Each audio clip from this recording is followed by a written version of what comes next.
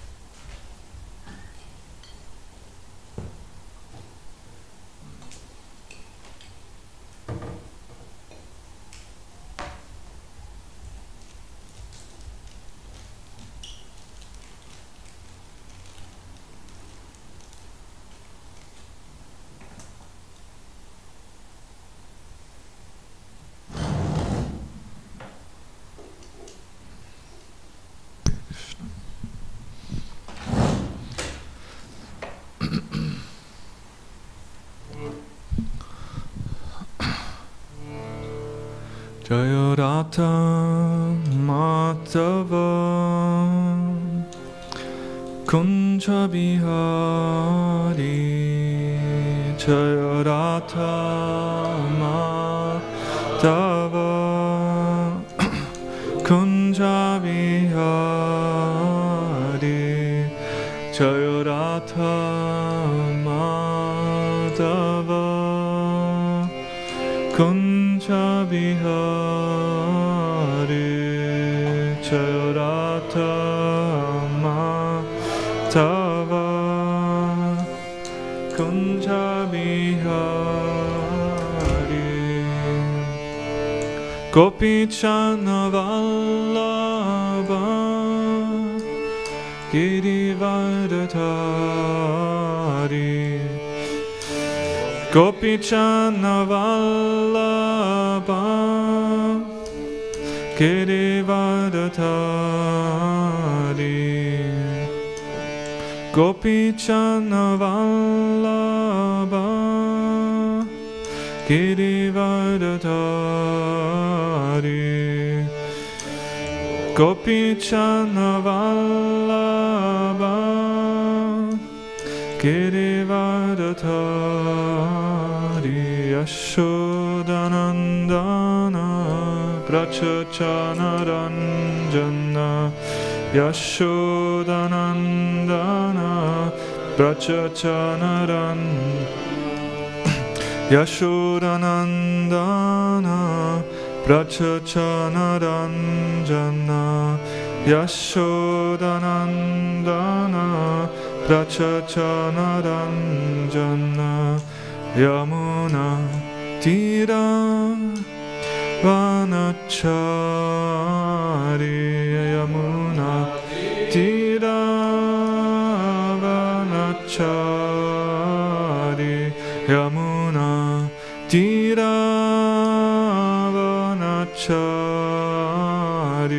Yamuna Tira Vanachari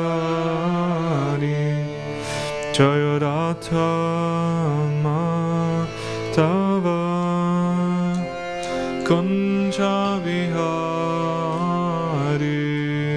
Jayaratha Tava Kunja Vihari Hare Krishna Hare Krishna Krishna Krishna Hare Hare Hare Rama Hare Rama Rama Rama Hare Hare Hare Krishna Hare Krishna Krishna Krishna Hare Hare Hare Rama Hare Rama Rama Rama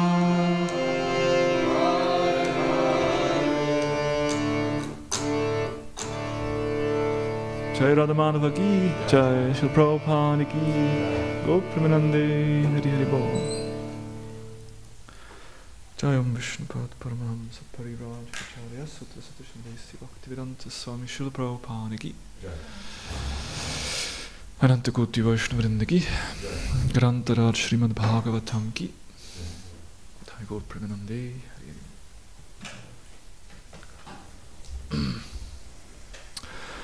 Om Namo Bhagavate Vasudevaya Om Namo Bhagavate Vasudevaya Om Namo Bhagavate Vasudevaya Om Namo Bhagavate Vasudevaya Om Namo Bhagavate Vasudevaya Narayanam Namaskrityam Naram Chaiva Narottamam Devim Saraswatim Vyasam Tato Jaya Yudhiraye Nashta Praeshu Apadreshu Nityam Bhagavata Sevaya Bhagavati Uttama Shloke Bhaktir Bhavadinaistikir. So reading from Srimad Bhagavatam, Canto 4, Chapter 25, Text 27. Ka ete nupata yeta Ka ete nupata yeta Ekadasha mahapataha Ekadasha mahabataha Eta valalana supru Eta valalana supru Koyam tehi purasaraha Koyam tehi purasaraha Ka ete nupatayeta Ekadasha mahapataha Eta valalana supru Koyam tehi purasaraha. Koyam tehi purasaraha. Kaete nupatayeta.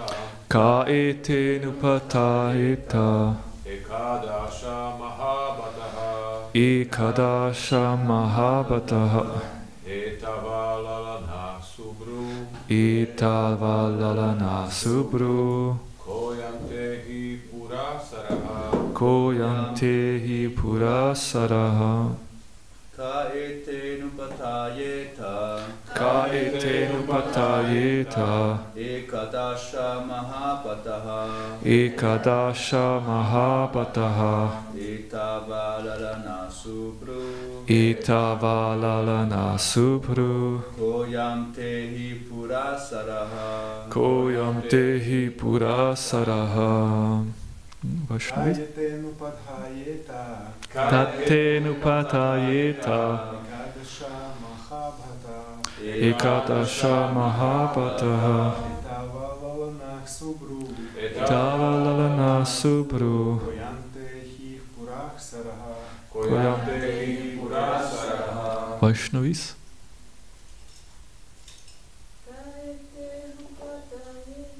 Kaete nupatayeta. Ekadasha mahabhavaha. Ekavalana subru. Koyam tehi purasaraha. Kaete nupatayeta. Ekadasha mahabhataha.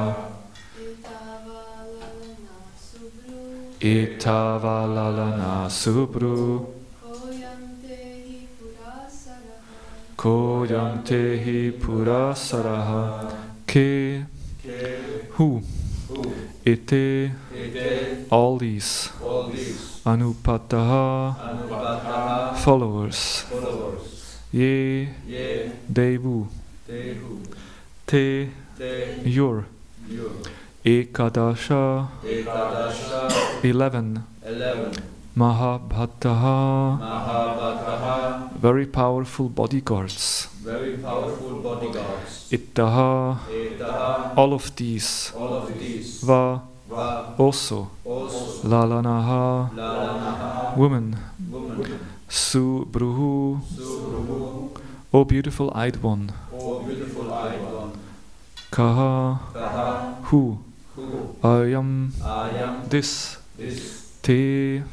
Your. Ahi. The snake. Puraha. In front. Saraha. Going. Translation and purport by His Divine Grace A.C. Bhaktivedanta Swami Srila Prabhupada Ki Jai 425-27. My dear lotus-eyed, who are these 11 strong bodyguards with you, and who are these 10 specific servants? Who are those women following the 10 servants, and who is the snake that is preceding you? Purport. The 10 strong servants of the mind are the 5 working senses and the 5 knowledge-gathering senses. All these 10 senses work under the aegis of the mind. The mind and the 10 senses combine to become 11 strong bodyguards. The hundreds of women under the jurisdiction of the senses are addressed here as Lalanaha. The mind works under the intelligence, and under the mind are the 10 senses, and under the 10 senses are innumerable desires to be fulfilled. All these, however, depend on a vital life force, which is here represented by the snake. As long as the vital life force is there, the mind works, and under the mind the senses work, and the senses give rise to so many material desires. Actually, the living entity known as Puranjana is embarrassed by so much paraphernalia. All this paraphernalia simply constitutes different sources of anxiety. But one who is surrendered under the Supreme Personality of Godhead and who leaves all business to Him is freed from such an anxiety. Therefore, Prahlad Maharaj advises a person who has taken to the materialistic way of life, which is never permanent but always temporary, to take shelter of the Supreme Personality of Godhead and leave aside all his so-called responsibilities in order to get free from all anxieties. Om Jnanatimirandasya Gnananjana Shalakaya Chakshurunmilitam Yena Tasmai Shri Gurave Namaha Shri Chaitanya Namo Bhistam Stapitam Yena Bhutale Swayam Rupa Kadamayam Dadati Svapadantikam Vanchakalpatarubhyascha Kripa Sindhubhya Evacha Paditanam Pavanebhyo Vaishnavebhyo Namo Namah Jaya Sri Krishna Chaitanya Prabhu Nityananda Sri Advaita Gadadhara Srivasadi Gaura Bhattavinda Hare Krishna Krishna Krishna Hare Hare Hare Rama Rama Rama Hare Hare. My dear lotus-eyed, who are these 11 strong bodyguards with you, and who are those 10 specific servants? Who are these women following the 10 servants, and who is the snake that preceding you? So we hear Puranjana inquiring from Puranjani, right? Puranjana representing the living entity that enters this garden, which is his own body, and has a conversation with Puranjani, who is the intelligence functioning with ignorance, the intelligence which is the material intelligence trying to enjoy. And now the living entity, Puranjana, is asking many questions in the last and in today's shloka. Who are you? Where are you coming from? Whose daughter are you? What is the purpose of your coming here? Who are your 11 strong bodyguards? And so on. And Srila Vishnavacharya Thakur describes in the commentary that because Puranjana felt very attracted to the woman, he started to ask many questions because he was attracted to the woman. But of course, we should inquire when we attain the human form of life. We should ask many questions, but not because we are attracted to women, right? we should be asking questions about the meaning of life. But here questions are asked more with the aim for material enjoyment. And Prabhupada in the purport explains that yes, there is this like hierarchy. You have the intelligence, the mind, the senses, and then all these material desires. That when the senses get in touch with the sense objects, then there is a natural attraction. The eyes want to see something beautiful, the ears want to listen something nice. Like if we see something ugly, then we don't like to look at it. Or if you hear some sound, sometimes in school when they scratch the board with this kreide, it's like, oh, you can't hear it. Or if some, you go in India, you go to some public bathroom, you can't smell it. So the senses, they have a certain, the mind, we have a certain taste, what is nice and what is not nice. But if the senses get in touch with something nice that they like, and if the mind is confirming, yes, that's good, go for it, then there is this attachment is developing, and a desire. The senses, the eyes want to see, the ears want to hear something nice, and the hand want to touch something soft. The tongue wants to taste something nice. And then by this interaction between the senses and the sense objects, more and more desires and greed is developing to enjoy more and more. But then this all depends on the snake. The snake is here the vital force in the body. Now, if the body doesn't have this life air or this prana, then you can't do anything. You can't enjoy also. And of course, that prana is also only there if the soul is in the body, right? We know. And when the soul is there, then the other day we heard like this table is matter and doesn't have any independent. But as soon the soul enters into matter, then there is consciousness, and there is also the vital life force. That prana depends on the soul entering into the body. So that's because the whole story of Puranjana is an analogy. It's a story of a living entity entering into the material body, in repeated birth and death. So now in this part of the story, we just hear the different metaphors. Then Prabhupada in the purport makes the point that actually the living entity known as Puranjana is embarrassed by so many different paraphernalia. All this paraphernalia simply constitutes different sources of anxiety, right? And it's interesting, and that's why brahmacharya life usually is more carefree life. No? Why? Because less paraphernalia. It's very simple. Because usually, yes, of course, life means you have your own house, it gives you shelter, you have, items in that house that give you comfort, you have food, of course you have your wife or your husband, you have your children that give you pleasure, that there is a loving relationship with, and then you have animals. I mean, in the previous days, the Vedas speak of animals, right? And nowadays the animals are cars. You had horses or camels, and now you have your Tesla or your whatever, Mercedes-Benz. So that's the animals, and and then of course the sons. Then when they grow up, and they also have their own children, and you have your grandsons. So in this way, there is a lot of paraphernalia, a lot of items, a lot of persons you're interacting and relating, and that all gives you pleasure and happiness, but it also gives you anxiety. How to maintain my daughter, my father, my father maybe also when they're old. How to maintain my family members. How to maintain the house, a building. We see it here, like it's always something to do, maintaining the house, protecting the belongings. So there's a lot of anxiety for someone in the material world, surrounded by all these paraphernalia.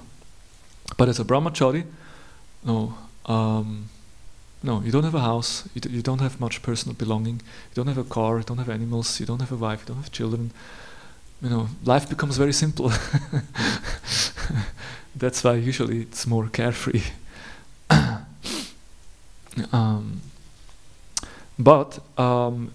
And that's of course there is this two path. There's a path of renunciation where you fully focus on Krishna and it's just yourself and Krishna and your devotional service.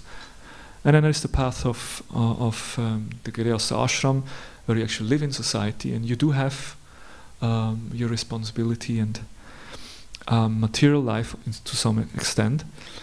But at the end of the day, of course, we understand it is more a question of the consciousness and not so much of the ashram or external circumstances, right? And also, as we heard the other day from Mother Anuradha, it's about the proper understanding of Tyaga, renunciation. Because as a Vaishnava, for a Vaishnava there is actually no Bhoga and there is no Tyaga. There is no question of enjoyment and there is also no question of renouncement. Why? Because we understand that Krishna is the supreme controller, the supreme enjoyer and the supreme possessor. Bhaktaram Yagitapasyam Sarvaloka Maheshwaram. And he's also Suridam, he's also a well-wishing friend. And if I know this, I will be peaceful. But because we don't know, I mean, maybe we know, theoretically we know, we have learned that shloka 529, but how much have we actually realized? That actually Krishna is the possessor of everything, and Krishna is the enjoyer. And the only reason that we suffer and that we have anxiety and difficulties in life is because that's our misconception. we think, I want to be the enjoyer, and I want to be the possessor and the controller. And because of that identification, that misconception, I enter so much trouble. If I would understand, I'm just Krishna's servant, and my job is to please Krishna, then I'm completely free from any anxiety. But because we are always, taking that position, that role of Krishna, we are in troubles. And the example was given, like I think it was on Sunday when we heard, if you enter a Swiss bank and you tell the bank director, I'm renouncing all the money here, they will laugh at you. Like here we are on the Zürich Berg, the Bergstraße. You find many expensive cars, like the neighbors. They have I think the boss of the company next has like an orange Ferrari. If you tell, I renounce that Ferrari, I don't need it anymore. What is the use of this renunciation? It never belonged to you at the first place, right? So similarly, anything in this material world, it doesn't belong to you.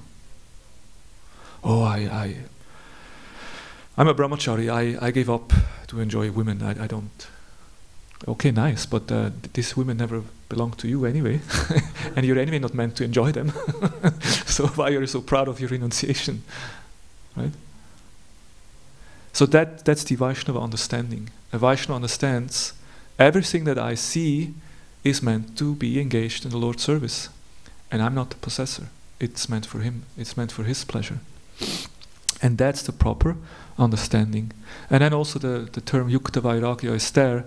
That whatever we see, we don't have to just renounce everything, but we can engage it in the Lord's service. And just to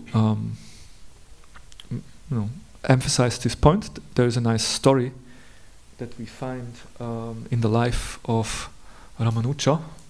Have you read this book, The Life of Ramanujacharya? Amazing. Tell you, amazing. So many stories. That gives a lot of food for thought. So there is a story, we have heard about that story of Dhanur Das. Dhanur Das, he was very attached to his girlfriend.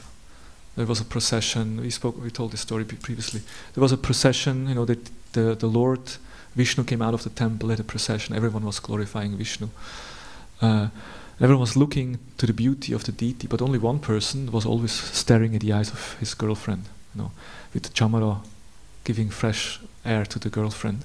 Everyone giving, attention to the deity, but this guy was so mesmerized by the beauty of his girlfriend. So Ramanuja saw this, and he called some servant, told him, please call this person to me. And then Ramanuja is asking, we are worshipping the Lord. Why are you so much attracted to this woman? Why are you not attracted to the Lord?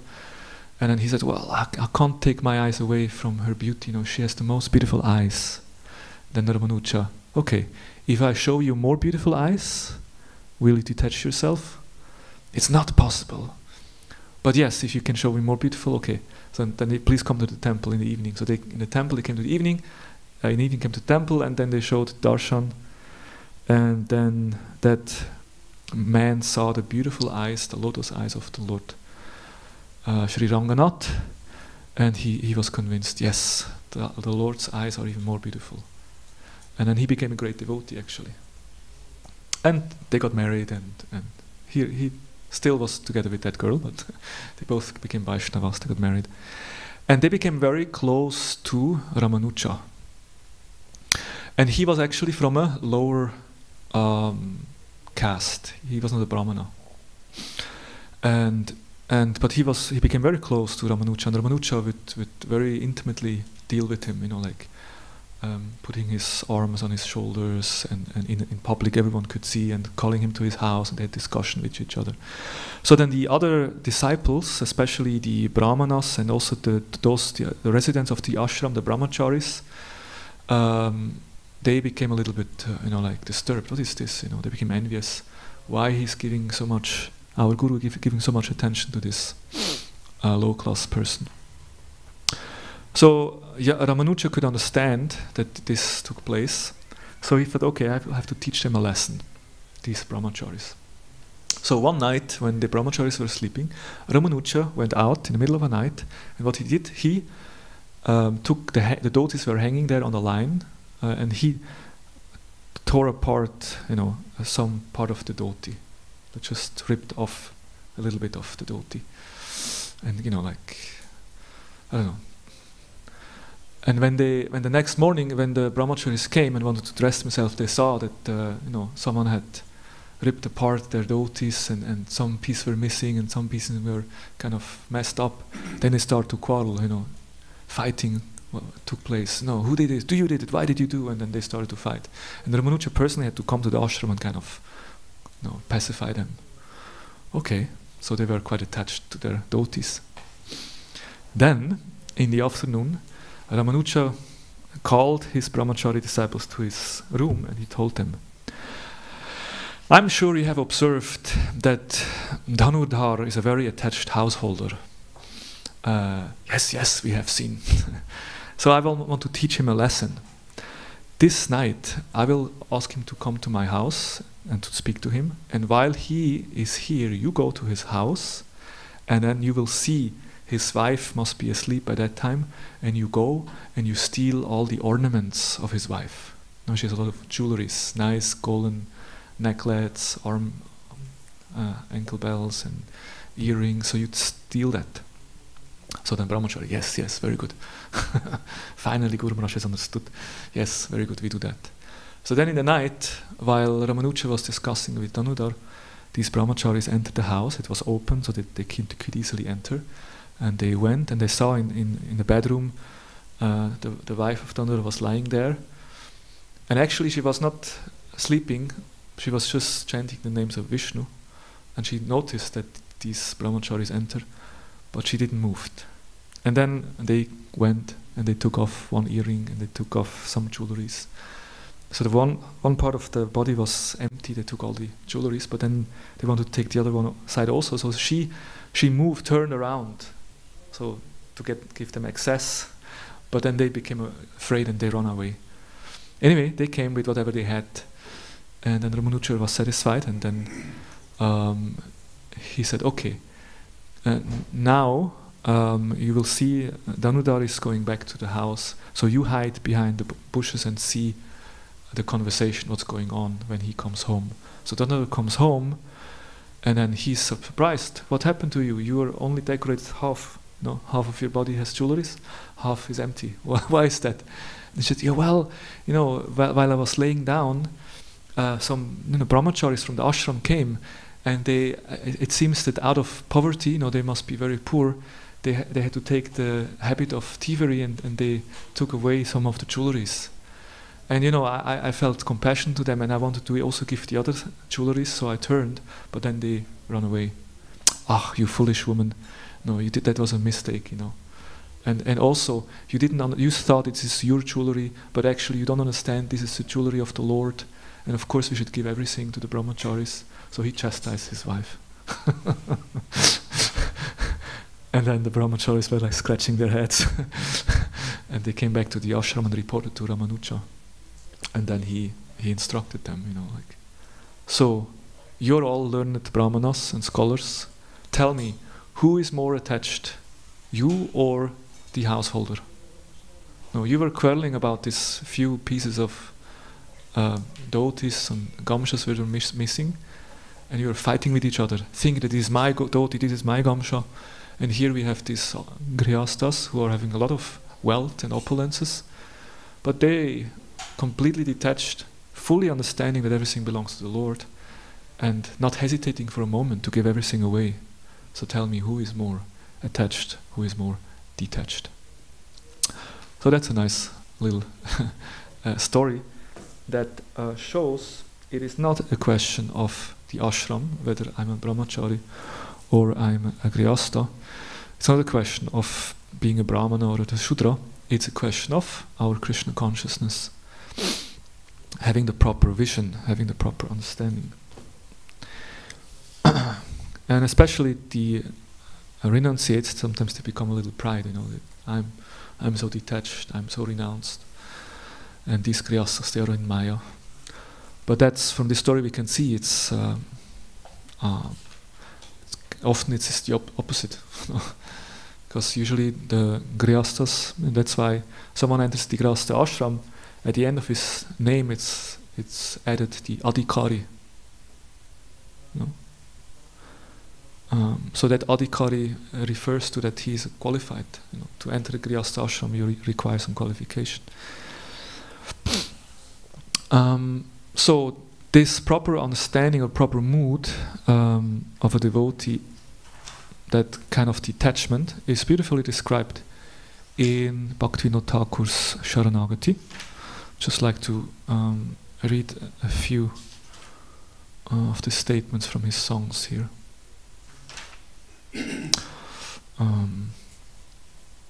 Aham mama shabda arte yaha kichu hoyaha arpilun tomara pade ohe daya maya amara amitanata nairino araha ekana hainu ami kevala tumara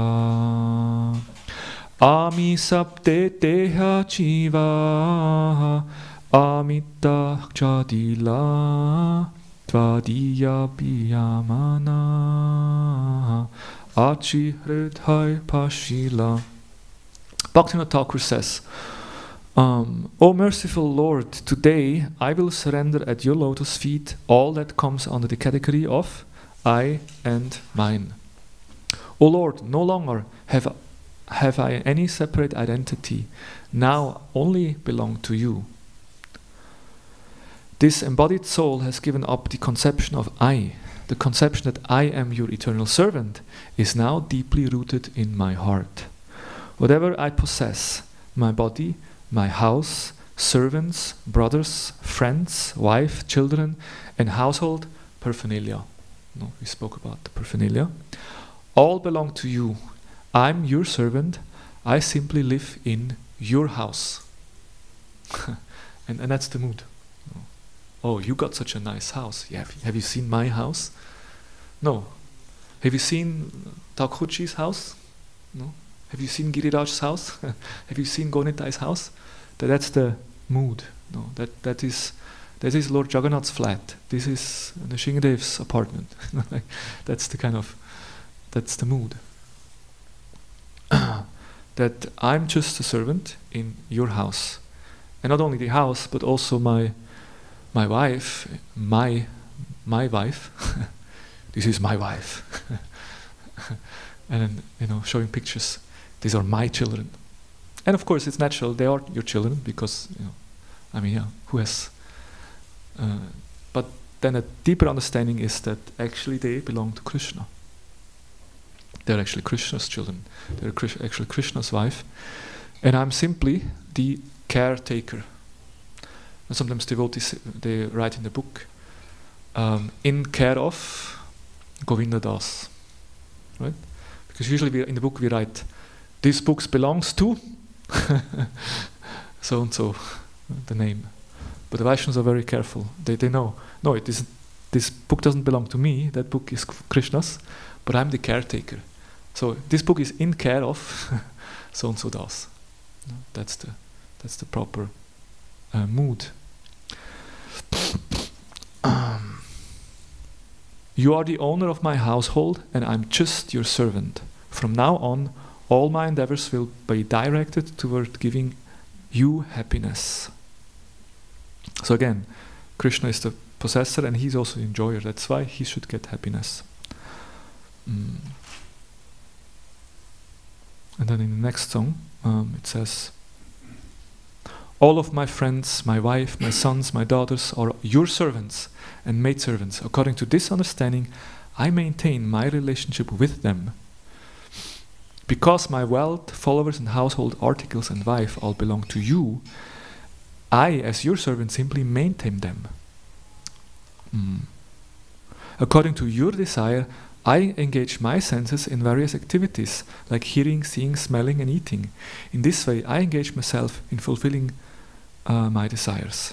So he's fulfilling his desires in what way? By engaging his senses according to the Lord's desires. I'm no longer endeavoring for my own happiness. Srila Bhaktivinoda Thakur says that his pleasure lies in the happiness of the Lord. In the next song, in reality, everything belongs to you and nothing belongs to the living entities. Being bewildered by the misconception of I and mine, the living entity suffers from lamentation and fear. The conditioned souls identifies everything as I and mine. Within their minds, they cherish these things as their coveted wealth.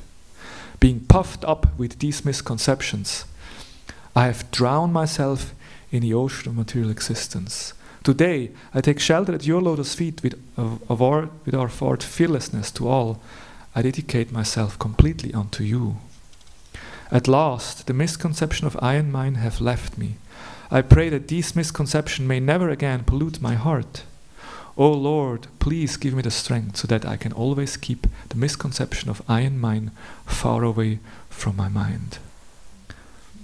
May the mood of surrendering myself remain deeply rooted within my heart.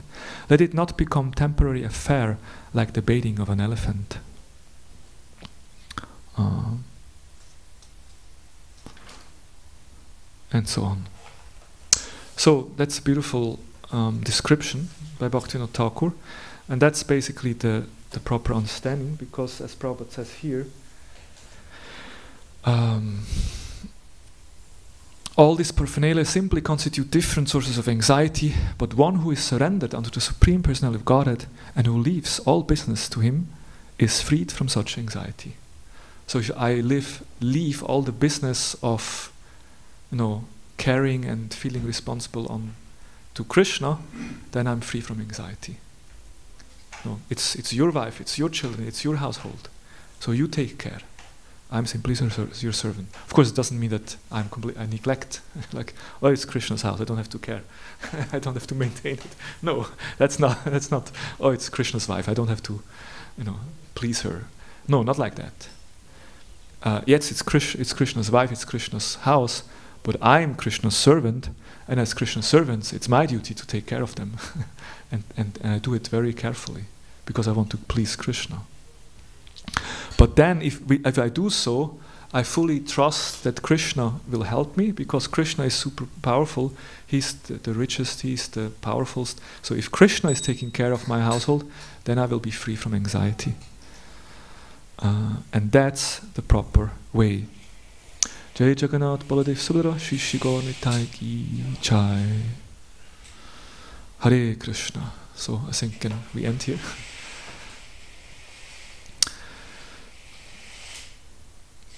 Here in this, and of course in this story, Puranjana is just getting into more entanglement and more difficulties, because he identifies himself as the enjoyer, the controller, and therefore he will suffer. But as a devotee, we understand that we should identify ourselves as eternal servants of Krishna, and with that we become free from entanglement. Whether we are in the Grihastha ashram or in the Brahmachari ashram or whatever ashram, it's not so much about the external, but it's much more about the internal consciousness by which we practice our spiritual life and how we deal in our material life. Okay, any comments, any questions on this topic?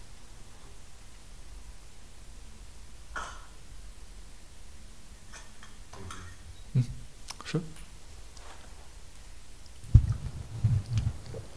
So, how do we know that we are progressing? Is it a question of that we understand more and we can catch our mind and then say, no, the Shastra says like this? Or is it a question of mercy, that it just disappears from our heart, the attachment? So how do we know that we make advancement? And you gave two ways to maybe measure. One, can we measure it? Can we measure it? First question, can we measure? And then what are the ways to measure? Is it that we become strong and can control ourselves, or just by mercy it completely disappears? Yeah, good question. I mean, it would be nice if you could measure it exactly. Like, we can measure the temperature outside. Exactly. We can measure. Okay, today is, I don't know. Today I think it's 14 degrees or so. We can measure. So it would be nice to just measure, like, whoop, and then, okay, yeah, still only 32% Krishna conscious. So a long way to 100%. Actually, Prabhupada has given some measurements. There is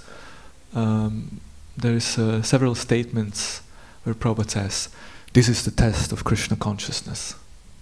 A lot of quotes on that, and one of the measurements is Prabhupada says, if lust and greed is reducing, is disappearing, that's the test for advancement. If you're still very much attached to material things and to sense gratification, then you can understand you still have a lot of work. And if you become more and more detached and lust is decreasing, then that's a sign for advancement. And of course that's a bit sobering, because most of us still find these qualities in our hearts, and that's the platform of anartha nivritti, where we're kind of trying to get purified from these anarthas. Prabhupada also gives others a measurement. He says a devotee means joyful, blissful. If you actually practice devotional service, and if you practice and if you make progress in Krishna consciousness, you must be blissful. If you're not blissful, Prabhupada says you're a pretender. You're not truly practicing. You're a rascal. Prabhupada uses strong words. I don't know whether he says rascal, but of course rascal he uses often. But he says something like you're a pretender. You're not honest. You're not truly practicing. Because if you practice, the result is you become blissful. You must be blissful. And that's usually when devotees going out on the streets and chanting, distributing books. That's what people say. People, I don't know, but they're looking blissful. People are not sure what they're doing, but somehow they look happy. That most must agree. Somehow they look blissful. So that's another sign. Prabhupada says that Mangal Arti. If you're at the Mangal Arti and you feel sleepy, that's a sign that you're not progressing. Of course, maybe you just didn't slept enough. But enthusiasm, we should our sadhana, our daily practice, the things that we do, we should because there is a danger that when we perform sadhana, this sadhana bhakti, then it becomes routine, and it becomes, and then we practice on a very superficial level. We just chant our rounds, Hare Krishna, and we do Guru Puja, and we don't invest our heart, we don't invest our consciousness in it, and if we catch ourselves in that, we can understand. I'm not. It's not a sign of progress. Sign of progress means that you perform your sadhana and you have feelings. You feel. Yes, I think Guru Puja, Prabhupada. You feel the gratitude you have to Prabhupada, and he's truly an ocean of mercy, and in this mood you sing the Guru Puja. So these are some measurements that Prabhupada gives, and of course, the more we develop taste, that also just we heard from Kadamba Maharaja lecture that Nishta is the platform when the taste for spiritual life becomes higher than the taste for material. 50-60% we are into Krishna consciousness, and maybe still 40% we are enthusiastic for material life, but still Krishna conscious is more, right? So that's the turning point. So that's another sign that we make progress. And regarding catching ourselves or just everything is mercy, I guess it's a combination of both, that we are reminded by the Damodar Lila, that we endeavor, we do our part, we work hard, we are introspective, we try to analyze ourselves, we try to catch ourselves, we work on ourselves, and then by showing that sincerity, we attract Krishna's mercy. And also the example of Guru. Guru is Balaram. Bala means strength. Krishna gives instruction. That's Krishna Balaram. Krishna gives instruction. Krishna is playing the flute. He's attracting us by his all-attractive feature, by his sweetness. But it's Balaram who gives us strength. He gives us also instructions, and by Guru's mercy, we are also able to apply that knowledge. So we require that bala, that spiritual strength, and that comes by mercy. Because we can try on our own, we can try to follow the instructions, follow the rules and principles, but we are weak, we are very weak. But then when we get the mercy of Guru, and by that bala, by that strength, we are able to then follow the instructions. So yeah, we need to. That's why we should always take shelter. That's the idea of Sharanagati, or like devotional service means to always take shelter, always ask for mercy. And when we ask, we get mercy. But again, our problem is that we don't ask for mercy. We think I'm okay. And if I think I'm okay, then Krishna says, okay, you're okay. Then you try on your own. But if you cry, Krishna, please, please, oh, here is someone is crying, here is someone is asking, okay, let's give him some mercy. And then you make progress. But because we're not asking for mercy, we're not making progress. Because our pride, we think, I'm okay. That's why humility is so essential, that we take shelter and ask. Let's make, yeah? Other. Thank you for this measurement methods, and one other came to my mind. Yes, please, if you have others, please share. What said, like, just if we're eating a meal, then we feel satisfied gradually. So also nobody has to tell you that you're full. So also in spiritual life you can feel yourself that you're making progress, like if you're eating a big feast. Right, thank you. That's a beautiful one. Yeah, that's it. I like that point. Nobody else has to tell you. Like on a Sunday feast, Prabhu, I think you got enough. Yeah, I know. You don't have to tell me. That was my sixth malpuri, and I had already 4 kachoris. I saw. When was it? Saturday evening. Some devotees had a good feast. So then nobody has to tell. I got a good feast. So similarly, when you feel the bliss, when you feel the conviction, when you feel you have these emotions, and when you chant, you have some taste, and then yes, I'm spiritually healthy. That's an interesting way to look. Spiritually healthy. We know in Chaitanya Charitamrita when Haridas Thakur, Govinda, the servant of Mahaprabhu, is visiting, and then later Mahaprabhu himself comes and visits. And they ask, so how are you doing? Not feeling well, So what is your disease? My disease is that I'm not able to finish my rounds. Of course, Haridas Thakur has 192 rounds. And he's getting a little older, can't catch up. And then Prabhupada in a purport says, if someone, we have given 16 rounds for our devotees to follow. And if someone is not able to chant his prescribed 16 rounds, he needs to understand that he is spiritually sick, spiritually diseased. So chanting is always also a measurement. The japa, that's also Satsvarup Das Goswami in his Japa Reform Notebook, which is a beautiful book, it's so nice. There he says that the japa is like a barometer, a measurement for our spiritual life. And we know sometimes we have some phases, somehow we are a little sleepy and we fall asleep when we chant, or we're too much disturbed and we have too many thoughts in our mind. And in other times we are able to just sit and chant and focus. Sometimes we even have some deep emotion and we can connect with Krishna. So then we know we're doing something right. And if we're not feeling that connection while chanting, then we also know I need to change something. And that's required some little. Sometimes we're just in autopilot, but that requires some introspection. Oh, hey, wait a minute. For the last 3 mornings I was sleepy and chanting. I need to change something. Maybe I have to take rest earlier. I have to make sure that my japa gets quality again. Yeah, so that's a very good one also.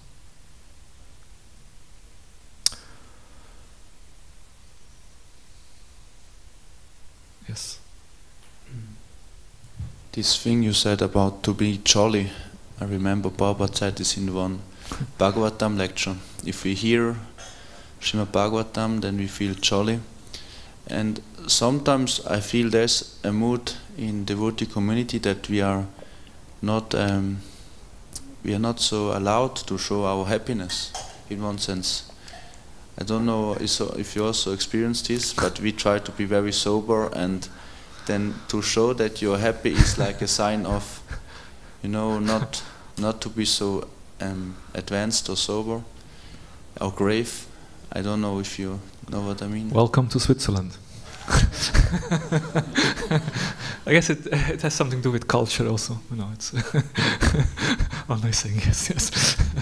No, it's a cultural thing, I guess. Also, it has a lot to do with that. If you go to, I don't know, to more towards south, even in Europe, Italy and Spain, like Hare Krishna, like there is emotion. Or also go to East, in Russia, people are also usually more emotional, and so that and this middle and then northern, like culture is more like that, yeah. But yeah, Krishna consciousness meant to even the Swiss people can become blissful by the powerful process of Krishna consciousness.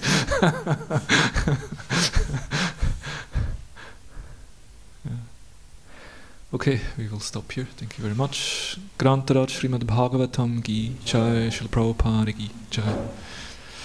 His Grace Krishna Premarupa Dasa.